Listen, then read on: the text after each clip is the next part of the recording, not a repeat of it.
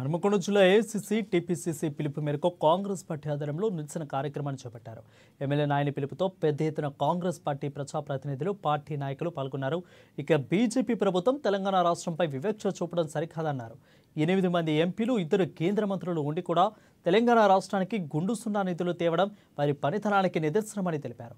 రాష్ట్రం నుంచి కేంద్రానికి 100 కోట్ల ట్యాక్స్ రూపంలో కడుతున్నప్పటికీ కనీస మౌలిక సదుపాయాల కల్పన కోసం నిధులు మంజూరు చేయకపోవడం దారుణమని విమర్శించారు. బీజేపీ గవర్నమెంట్ చేస్తున్న మోసం ప్రజలకు తెలవాలి, ప్రజలు చైతన్యవంతులు కావాలి. ఎందుకంటే దేశంలో పరిపాలిస్తున్న బీజేపీ గవర్నమెంట్ తెలంగాణ రాష్ట్రానికి అన్యాయం చేస్తున్నది. తెలంగాణ రాష్ట్రం నుంచి ఎన్నో బిల్లులు వసూలు చేసుకుని ఈరోజు తెలంగాణ డెవలప్మెంట్ కోసం డబ్బులు ఇవ్వకపోవడం చాలా బాధాకరం.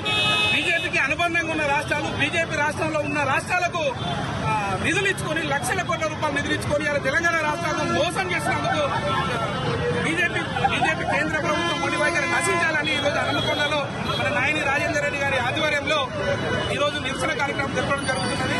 కాబట్టి తెలంగాణ రాష్ట్ర ప్రజలు ఇంకనైనా తెలుసుకోవాలి, బీజేపీ రాష్ట్ర ప్రభుత్వం మొండి వైఖరి. కేంద్ర ప్రభుత్వం అనేది రాష్ట్రాలకు తల్లిదండ్రులాగా అన్నిటికీ ఒకే విధంగా చూపించాలి. కానీ ప్రతి విషయంలోనూ తెలంగాణ విషయంలో వివక్ష గురి చేస్తున్నారు.